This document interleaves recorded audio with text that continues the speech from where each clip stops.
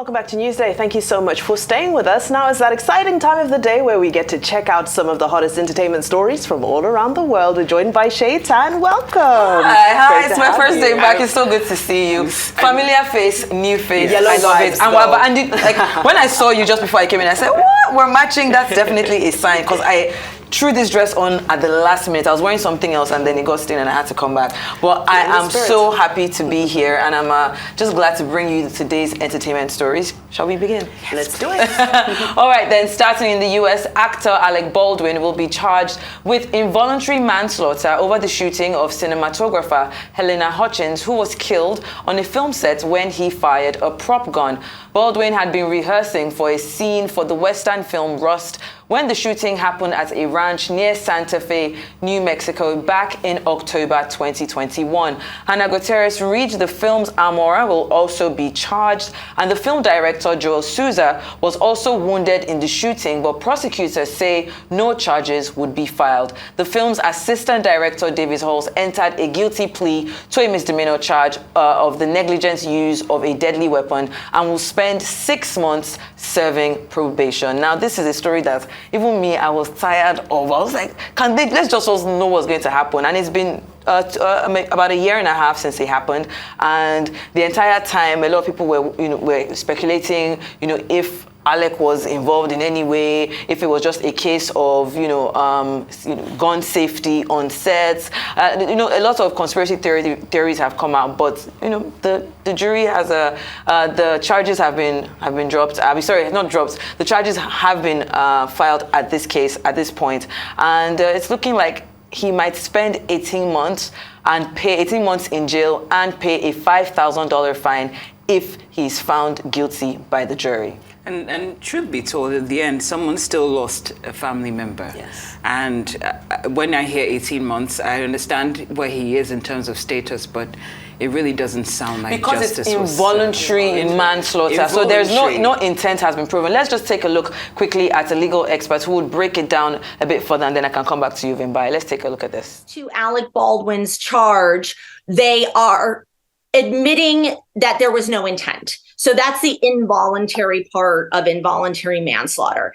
And so there are not many crimes that you can commit where you don't have intent, but involuntary manslaughter is one where the prosecution doesn't have the burden of showing there's intent to harm or intent to kill. So they are not in any way claiming that he was intentionally fired the gun knowing there was a live bullet.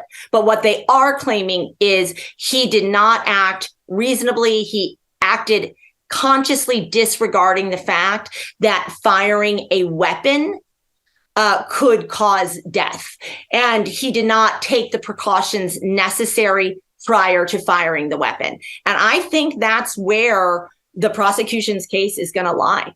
Definitely, like we were just talking about, if it's the onus is upon him to have cross-checked the gun one more time just to make sure there wasn't a live bullet on there. Vimbai, your thoughts for to the next story? His response as well for me was messy because we went from, oh no, I never pulled the trigger to, oh, we thought the bullets were dummies to the, so for me as well, that already felt a little bit like a, guilty conscience speaking. I wish we'd been honest and upfront from the onset to keep the case a little bit cleaner. But, well, it's Hollywood, isn't it? Yes, it is. Well, from Hollywood to Prince Harry, who I guess now who is part of Hollywood now, right? Prince Harry's Spare has sold more than 3.2 million copies worldwide after just 1 week of its publication and will likely rank among the best-selling memoirs of all time. Now, Penguin Random House announced that Prince Harry's headline-making memoir sold 1.6 million copies in the US alone. Its number is comparable to the first week sales for blockbusters such as President Obama's A Promised Land and former First Lady Michelle Obama's Becoming, which sold 17 million copies since its coming out in 2018. Now, a lot of people say that they are tired of hearing Harry's stories. I'm one of those. Well, I've not read the book. I've read excerpts. I'm still going to buy the book book. I have to. Count me in on that. You know, because everybody was supposed to know the juicy details, and this is the first time in a long time that someone in the inner caucus is coming out to say this is what happened. There have been, of course, controversy in the media about whether he's saying too much or if he's saying just enough to put the royal family to check. Your thoughts, Vimbai? Listen, I just feel like we still feel Diana's absence, and we still want any way to connect with her and her story, and this is a way to give us insight. I know there was an excerpt where he said that he actually drove down the tunnel that she died in, that Princess Diana died in, at the same speed that she went when the accident happened, to try and process what happened. Those types of insights, yes, there's the scandal, but there's also just insights that we lovers of Princess Diana have been waiting for a very long time. I can imagine. He has always said he wanted privacy. And he said he wanted to decide what made it to the media. So it's his decision. Trust me, Spare is not... He's not sparing nothing. He's not sparing any details. There are things people didn't ask for, because I've listened to excerpts of the audiobook, and there were some things that were just too much information. In the end, of course, he will make that money by, through the sales, but we have to ask at what cost. I'll leave it at that. We ponder on that note. All right, let's move on quickly to this first look Netflix has shared at its upcoming docuseries called African Queens in Jinga by executive producer Jada Pinkett Smith. Now, the series, also narrated by Miss Smith, will focus on the life and legacy of Njinga, the compelling and fearless 17th century warrior queen of Ndongo and Matamba, currently known as Angola. Let's take a look at this teaser. Queen Njinga's legacy echoes throughout Africa to this day. It's time we all come to know her name. All hail Queen Njinga!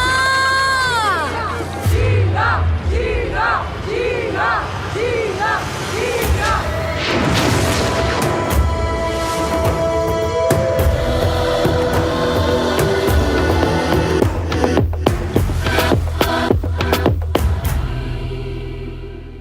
Now, moving straight on to music, alternative music star Ajebota 22 has just today released his highly anticipated album titled The Soundtrack to the Good Life. Now, the album features a collection of alternative and Afrobeat stars, including Ajebota hustlers Kurump Monet, who is a live artist, live poet rather, Ladipo, Toby Shank, and Oxlade. Also on the album are Ghanaian stars Kiddy and Joby. Now, Ajebota had earlier released the track Enjoyment with Ajebo Hustlers as a lead-up to the album. Let's take a look and then we'll talk about it. All she wanna do is to jackpot, all because of Sakba. Get that visa and ghost, get that visa and ghost. Yeah, you know you bad from me, Baja, all the way to Sakba. Bad from pillar to post, bad from pillar to post. Alone. Let me to your life, use enjoyment, blind your eyes, baby. Use enjoyment, kill you, girl, tonight. Let me to your life, use enjoyment, blind your eyes, baby. All right then, new music coming up today. Of course, I always say, like, I look forward to Nigerian music when it comes out, and this is definitely something that I will be listening to when I'm done here. But that's all I have for you, ladies. Of course, I'll see you on Monday. Looking forward to it, and it's a pleasure to have you back. Thank you so much for having me. Thank you.